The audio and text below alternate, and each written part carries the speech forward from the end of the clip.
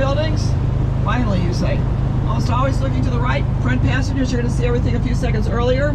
The first development on our right here is Riverview by DeStefano. It's finished about 2004, and it's very much vertical living. Like even the townhouses are 4 stories tall. And you see the steel cornice? Shoots across the top of those townhouses. It's repeated in the 2 tall condo towers. What you don't see is car traffic. You say, well, it's on the backside. Correct. But it's stronger than that. I don't know if your city's like Chicago. We didn't cherish this river, so it runs through downtown until recent years. Now, any new construction along the banks, or even substantial renovation of older building, requires a public river walk. Dirk Lohan did this section. Lohan's famous an architect in his own right. Lohan's grandpa is Mies van der Rohe, even more well known. So we'll talk about, talk about both of them throughout the tour this afternoon. Now the Riverwalk here takes us up to Centennial Fountain, which I'm sorry is yet to be, well, it's turned off. It was turned on during the convention. Very short season this year, but it's off. But that fountain pays tribute to the men who brought us safe drinking water. And how did they do that? They reversed the flow of the Chicago River. So let me get some tea and we'll talk a little bit more about the fountain. You really do have to use your imagination. But the favorite feature for most of us as we approach the fountain, there's a little triangular piece on your right, and those of you local know that it's a water cannon. Every hour on the hour it shoots an 80-foot high arc of water atop the boat. It's almost to the other bank for about 5 minutes. Has anybody seen it? Oh, good, it's your little thing. But, well, don't worry, Captain Joseph would not take us beneath there this afternoon if that were operating right now. But I smile as I tell you this. School kids on board beg us to go into the water cannon. Toxic, highly polluted, they don't care what the water quality is. That's a little, right next to us, those of us in the back. So we'll look up ahead here to the Sheraton Grand Hotel on your right, and that is what we call a precast concrete postmodern structure. In architectural lingo, postmodern means a building refers to the past, sometimes in exaggerated fashion. If you want to keep that term in your head, that's the first of 5 styles we mentioned this afternoon. I know it's a lovely day just to go for a boat ride and tune all this out, especially you marathoners. You should be relaxing today. But so I will repeat these styles for those of you interested off and on. Looking at the building, for you Chicagoans in particular, the postmodern reference, the windows are very similar to Louis Sullivan's windows, Carson Pirie Scott. It's a department store at State of Madison. Carson's has long since closed. The building's intact.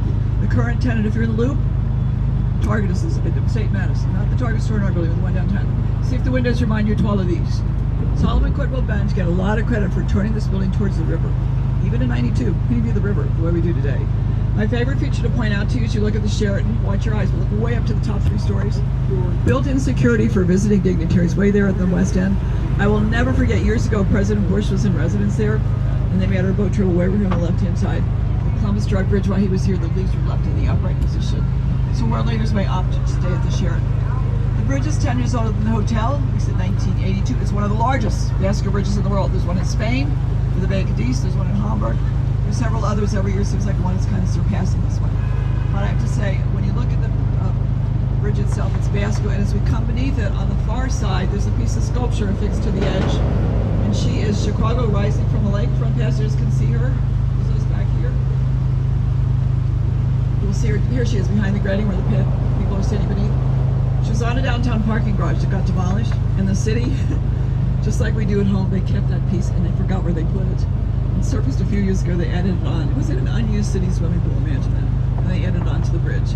On your right, does that remind you of Rockefeller Center? New Yorkers usually go, slightly. That's NBC Tower, Skidmore, awnings, and 2/3 of the way up. The shoulder projections are what we call flying buttresses. For those of you under the canopy, if you can't see up that high, the arm is bent like this with your elbow raised. Very contemporary buttresses, paying tribute to some earlier ones. We'll see in a minute. Small structure on your right. It's University of Chicago's downtown campus here. This is done by Lohan in the mid-90s. And check out the windowless west wall that we're approaching in the building here. Those are the classrooms. No peeking out here on the water when you're in class at U of C. We can all relate to that, I guess.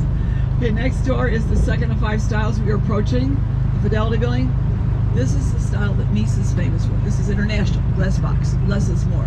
I have to tell you, we'll see so many of these buildings throughout the tour.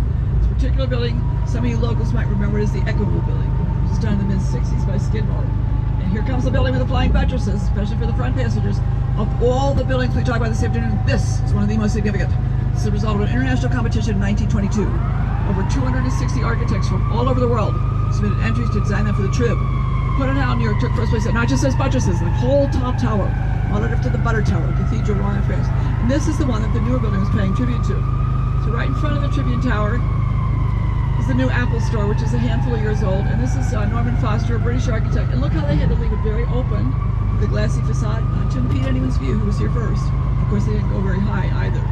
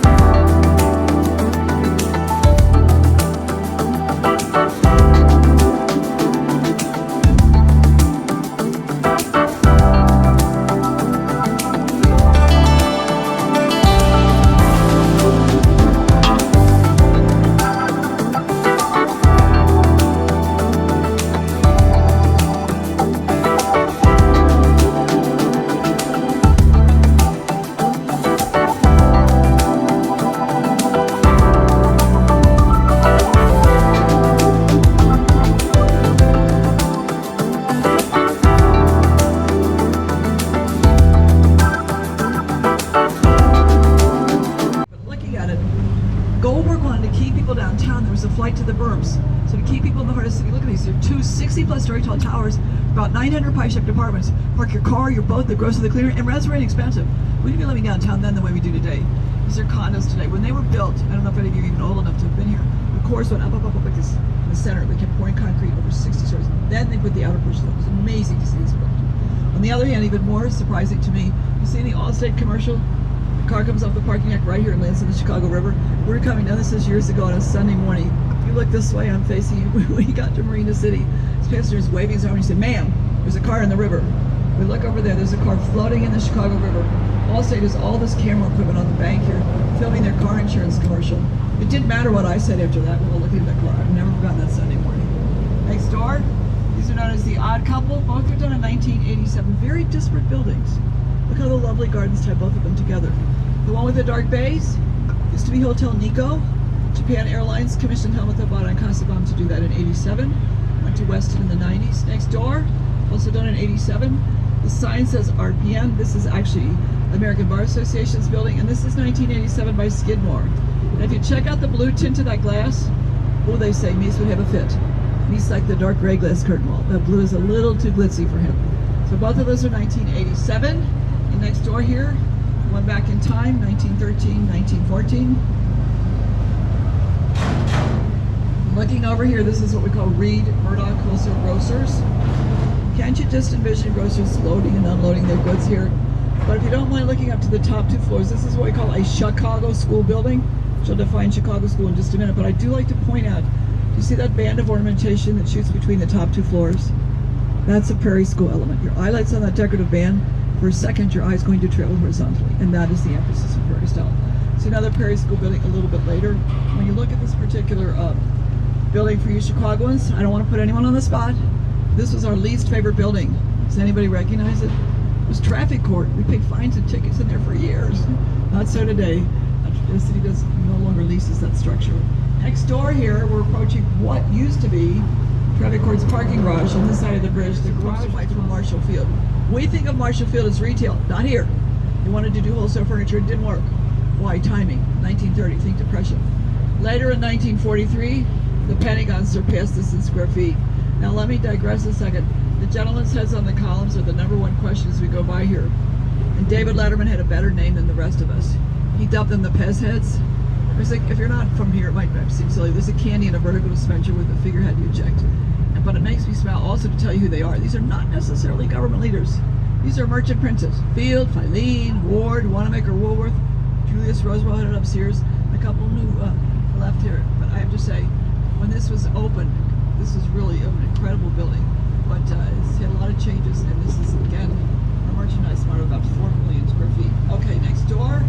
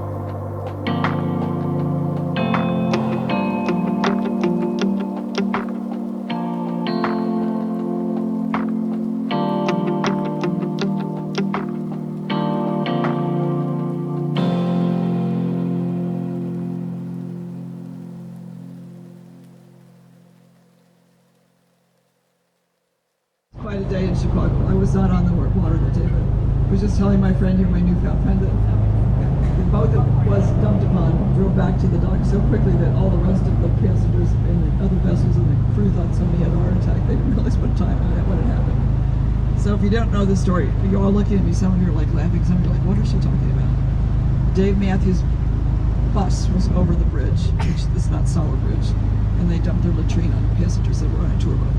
It was a long time ago. Don't worry. We'll pass up. Just kidding. So sick. All right, let's look to the left. We came for a serious tour. You can go on one of those party boats later.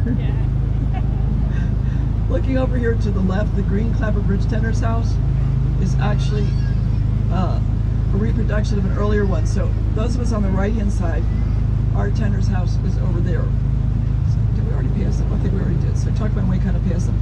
But the question is, no matter what one you're looking at, and those ones that were green clapboard are actually reproductions. People say, did they raise their family in there? No, they did not. Not in this particular area. They had a shift.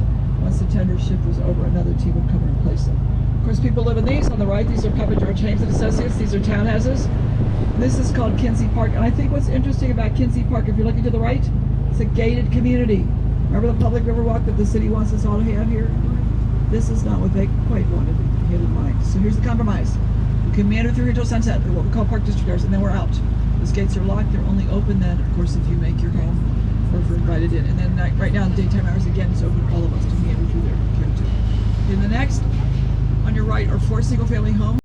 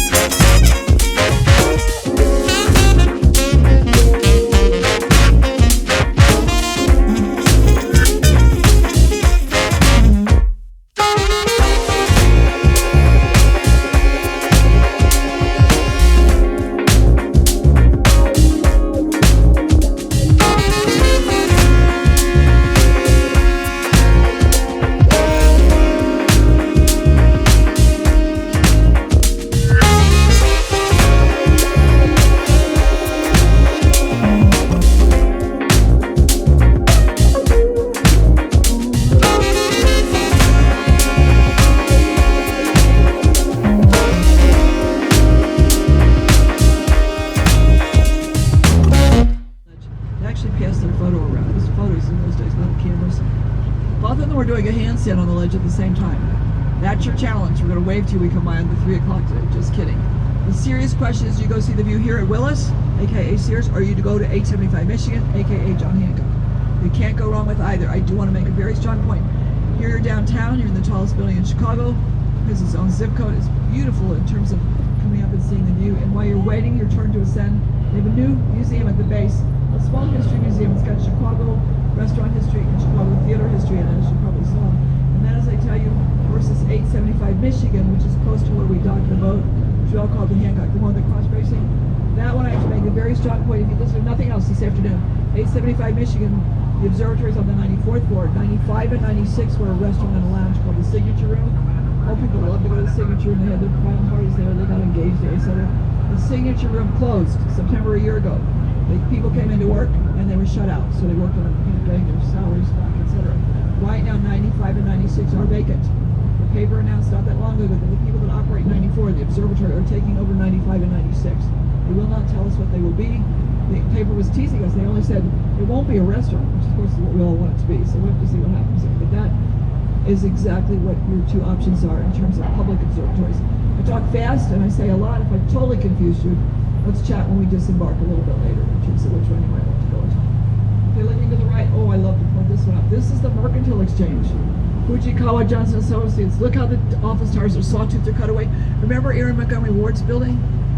No corner offices because the trailer team room. Look at this. Every floor has 16 corner offices. Wouldn't you love to get those two developers together, discuss their building philosophy? It's not exactly the same. This is done for the Mercantile Exchange. Actually, when you talk about the Mercantile Exchange and the Board of Trade merged, if you look up here, it's called the CME, and the trading is done in the Board of Trade, or of course online nowadays. On the other hand, in the center, they added those huge pieces of plate glass. Watch your eyes. But that is now BP, British Petroleum Space, in the center section there. But they still have actually the sawtooth cut away in terms of the office towers here. So look at the administrative offices. Okay, so as we talk about this one, we're going to go to another building next door, which is also has two towers that are office towers flanking them, but they're not sawtooth. But looking over here to the right, this is the old Civic Opera building by Graham Anderson Probst White. And looking up here, you look at this particular building, I have to say it was done in 1929, and in the center, not trading floors, this is a theater. This is a beautiful deco building, but if you don't mind quickly looking over here to the left, look at on our way down, we talked about Hollywood Route, the Daily News right here, which was called 2 North Riverside. Very plain facade on our left. Swing back to the right, comedy, tragedy mass, much more classical ornamentation. Two firms, same city, same year. Each one saw deco differently. The one on the right was done for Sam Insull, power company magnate. You know what Insull thought? He'd pour money into the opera for what he did in these towers, and everything in terms of afterwards. The trains are right here, get a train home afterwards. But the first opera, Aida, opened 6 days after the stock market crash. It hung on by barely a thread. I am happy to tell you today there are tenants in the towers here. The Lyric Opera of Chicago, as most of you know, is housed in the old Civic Opera building. It's in 1929. Okay, next door here.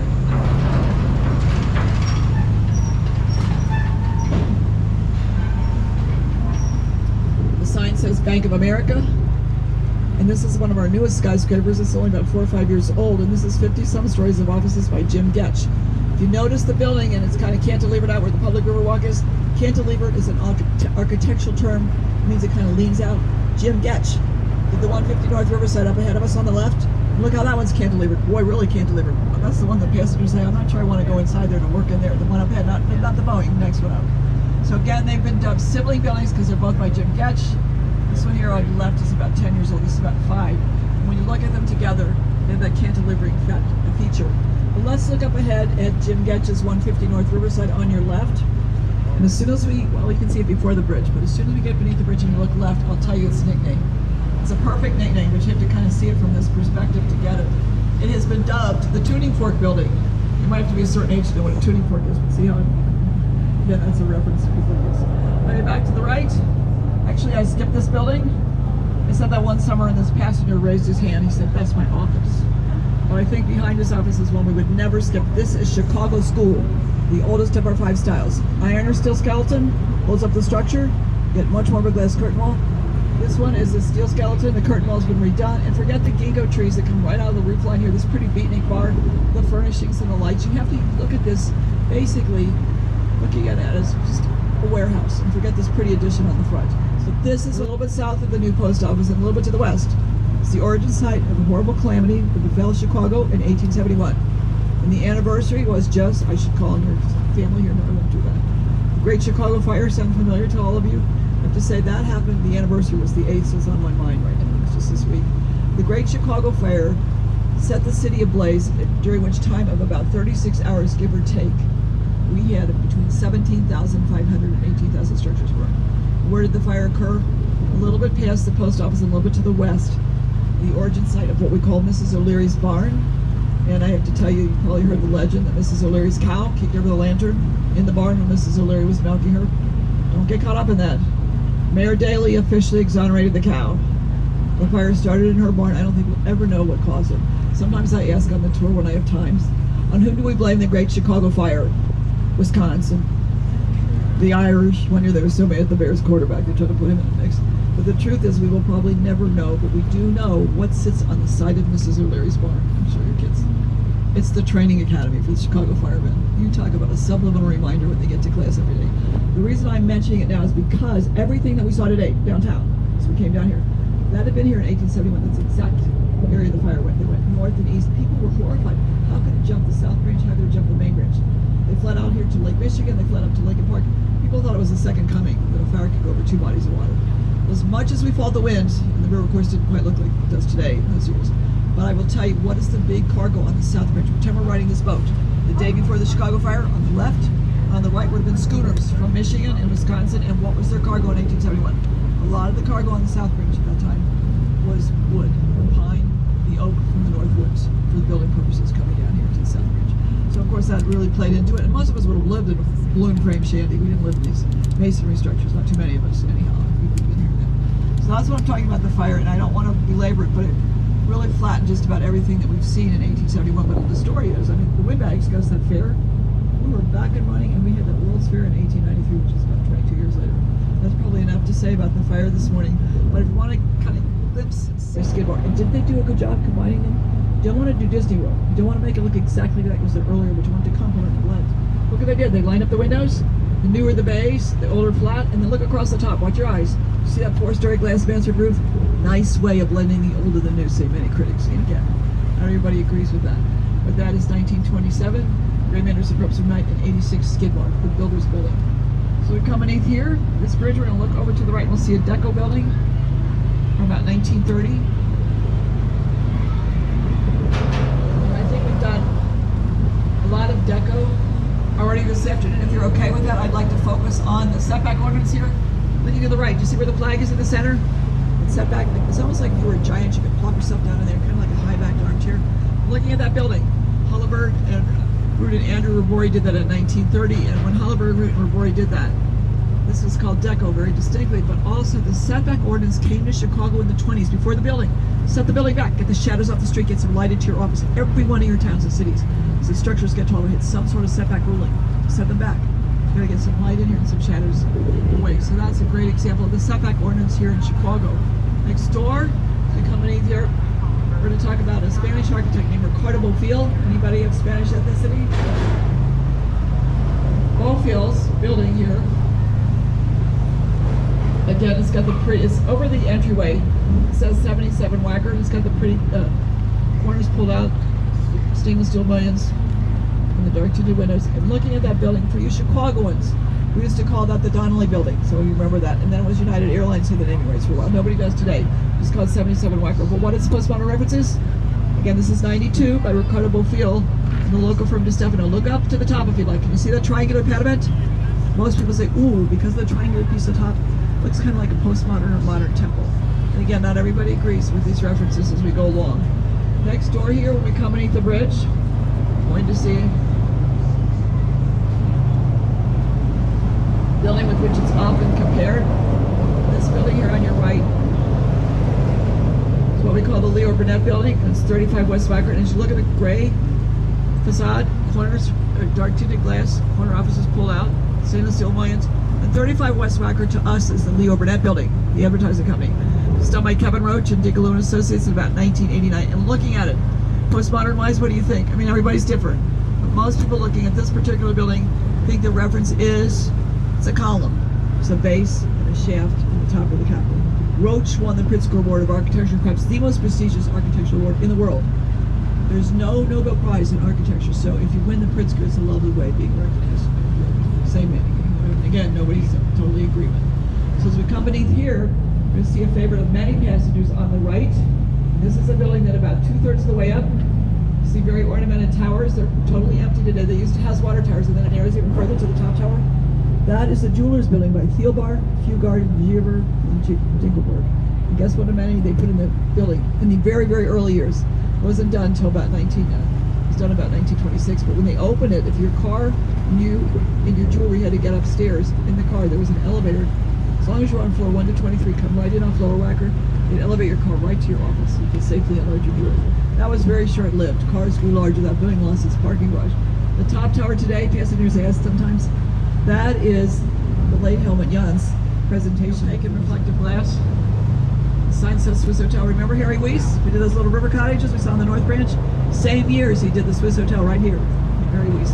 On the other hand, looking behind the Swiss Hotel, do you see the building with the undulating curving balconies? Very sizes and very tall building.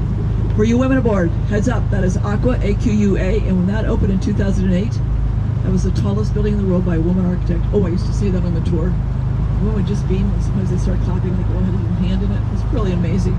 And Aqua was pretty much universally accepted, but not completely. And I had one passenger who was so outspoken, I've never forgotten her. We're all kind of trying to say that we liked it a lot, even though we didn't understand it so much in the beginning. She raised her hand and she said, I don't know. She said, I think it looks like fungus growing up the side of a tree. She was not really impressed. So again, we've got all varying opinions when we look at these structures. But Aqua today on the top, actually those are condos. The mid units are apartments for rent, and the lower floors are Hotel Blue, which is the Radisson chain. So the next door here, how about this building with all the blue-green? And there's about 4 different distinct sections, very tall, kind of undulates there. Looking at that building on the right, guess what? Jeannie Gang outdid her own record. This is the tallest building in the world today by a woman architect. And I have to tell you, this is the same. Oh, thank you. Thank you, sir. That's wonderful. Making our day. As you look over here to the right, I have to say, the St. Regis is its name, and it's about 1,190 feet tall. It's the 3rd tallest building in Chicago. The lower dozen floors are the St. Regis Hotel, as you know that's a chain. Floor 13 and 14 are amenity floors. The rest of those are condos. The hotel opened June 30th of last year. The condos have been open for a few years. It's an amazing building. Most important to point out to you, watch your eyes for the sun, but can you see that floor 83 up there, totally open on all 4 sides? It's called a blow-through. Purposeful left open. The wind blows through in all different directions, helps that building maintain its balance. So that's another method to use. Plus, at some points along the higher sections there, I'm not quite sure where, they have this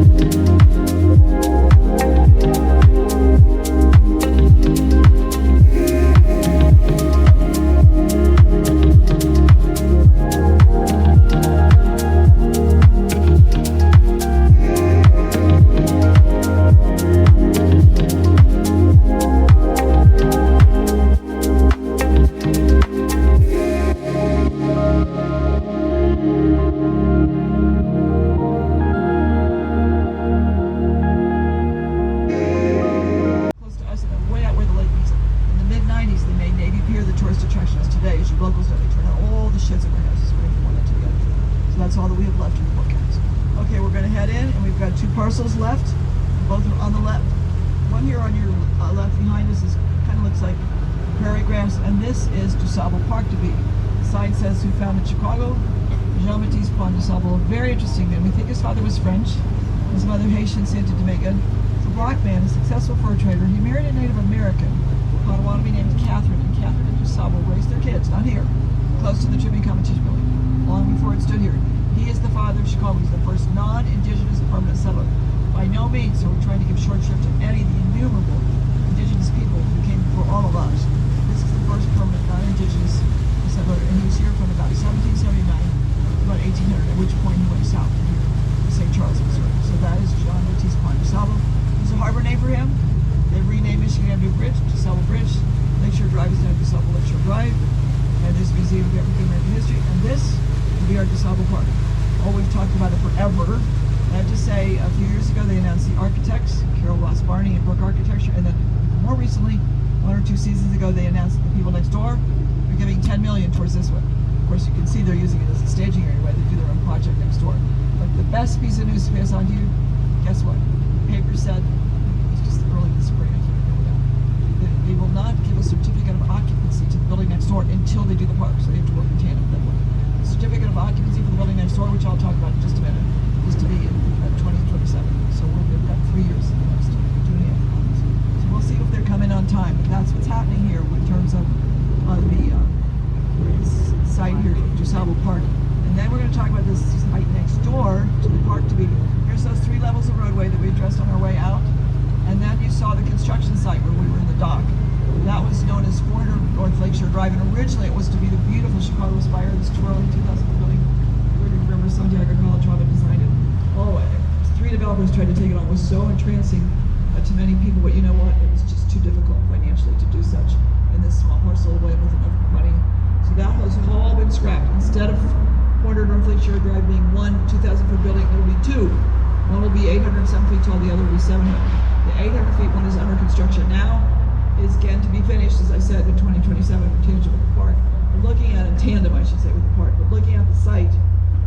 It's supposed to come out of the ground very shortly. Looks like close to on time with that, about 2025. And they got 2 more years. And what will it be? It will be 635 apartments. And who will be doing it? This will be Skidmore, Owings & Merrill, not just Chicago Skidmore, but New York Skidmore both. In fact, the chief designer is David Childs out of New York. We're looking at this building. It belongs to Related Midwest, the site. They're the developers. So keep on checking on it if you care to on your computer, your iPhones, or whatever. But that's what's happening over here across from us. And again, it's very active right now. So as we come in, though, I'm going to get off the mic.